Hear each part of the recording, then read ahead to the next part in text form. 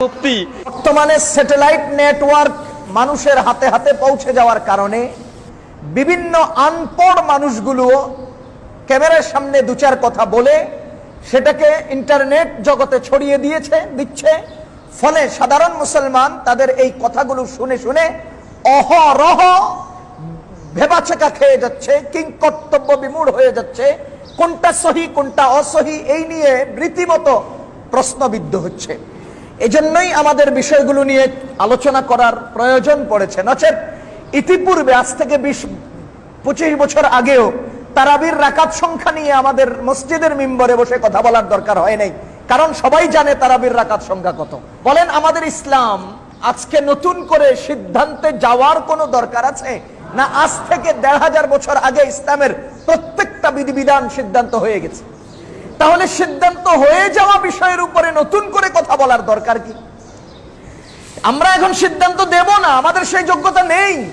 তো যাহা হোক, আমি আপনাদের সামনে তারাবির নামাজ 20 রাকাত কি 8 রাকাত এই নিয়ে আলোচনা করব। সর্বপ্রথম ব্যাপার, যারা বলে 8 রাকাত তাদের দলিলটা কি?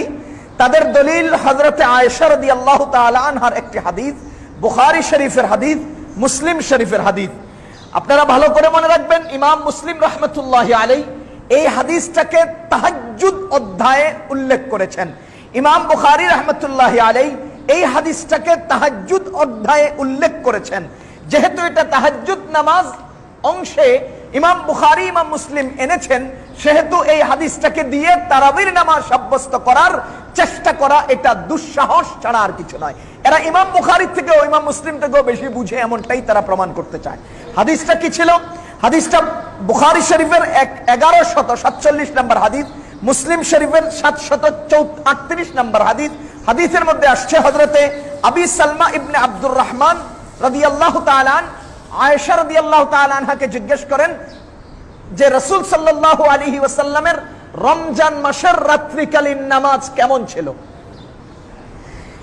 কাইফা কানাত সালাতু রাসূলিল্লাহি সাল্লাল্লাহু আলাইহি ওয়াসাল্লাম ফি রমাদান। রমজান মাসে রাসূল সাল্লাল্লাহু আলাইহি ওয়াসাল্লামের রাত্রিকালীন নামাজ কেমন ছিল? হযরত আয়েশা রাদিয়াল্লাহু তাআলা বলেন, মা কানা ইয়াজিদু ফি রমাদানা ওয়ালা ফি গায়রিহা আলা 11 রাকাতান ইউসাল্লি 4 ফালা তাসআল আন হুসনিহিন্না ওয়া তুলিহিন্না থুম্মা ইউসাল্লি 4 ফালা তাসআল আন হুসনিহিন্না ওয়া তুলিহিন্না থুম্মা ইউসাল্লি 3। আয়েশা রাদিয়াল্লাহু তাআলা কে জিজ্ঞেস করা হয়েছে যে রাসূল সাল্লাল্লাহু আলাইহি ওয়াসাল্লামের রাত্রিকালীন নামাজ কেমন ছিল? তো হযরত আয়েশা রাদিয়াল্লাহু তাআলা আনহা বলেন যে আমাদের নবীজি রমজানে ও রমজানের বাহিরে 11 রাকাতের বেশি নামাজ পড়তেন না। রমজানে ও রমজানের বাহিরে। আপনারা বলেন তো, তারাবির নামাজ রমজানের বাহিরে? বলেন না, রমজানের বাহিরে। কোন নামাজ রমজানে ও রমজানের বাহিরে? বলেন কোন নামাজ? আপনারা মক্কা মদিনায় যারা ছিলেন, যারা গিয়েছেন রমজানের শেষ 10 দিন, অবশ্যই দেখেছেন, শুনেছেন যে মক্কা মদিনায় তারাবির নামাজ 20 রাকাত তো হয়ই, আবার ভোর রাত্রে কিয়ামুল লাইল হিসেবে আরো 8 রাকাত নামাজ আদায় করে, এক পারা কোরআন শরীফ পড়ে।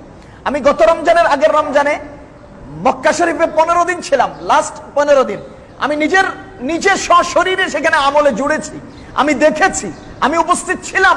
সেখানে তারাবির নামাজ 20 রাকাত পড়ার পাশাপাশি রাত্রিকালীন আরো 8 রাকাত নামাজ পড়তেন। বলেন তো, রাসূল সাল্লাল্লাহু আলাইহি ওয়াসাল্লাম রমজানে ও রমজানের বাহিরে 11 রাকাতের বেশি পড়তেন না। এই যদি হয় হাদিস, হযরত আয়েশা রাদিয়াল্লাহু তাআলা আনহা আবার বর্ণনাও দিলেন কিভাবে পড়তেন। তিনি 4 রাকাত পড়তেন। তার নামাজের সৌন্দর্য আর দীর্ঘ কত এই সম্পর্কে জিজ্ঞেস করিও না। আবার তিনি 4 রাকাত পড়তেন, এরপরে তিনি 3 রাকাত পড়তেন। বলেন তো, 3 রাকাত আমরা কি পড়ি? বাকি কয় রাকাত হলো? এই 8 রাকাতকে আমরা কি নামাজ বলে থাকি? তাহাজ্জুদ নামাজ। বলেন কি নামাজ? ইমাম মুসলিম রাহমাতুল্লাহি আলাইহি হাদিসটাকে তাহাজ্জুদ অধ্যায়ে উল্লেখ করেছেন। এখন আপনি কি গাঁজা খাইয়া এখানে আসলেন? ইমাম মুসলিমের তাহাজ্জুদের হাদিসকে তারাবি সাব্যস্ত করার জন্য লাগাই দিলেন কেন? ঘটনাটা কি? আপনার মূর্খতা না অতি পাণ্ডিত্য না কিছু বেশি খেয়ে ফেলছেন? ঘটনা কি?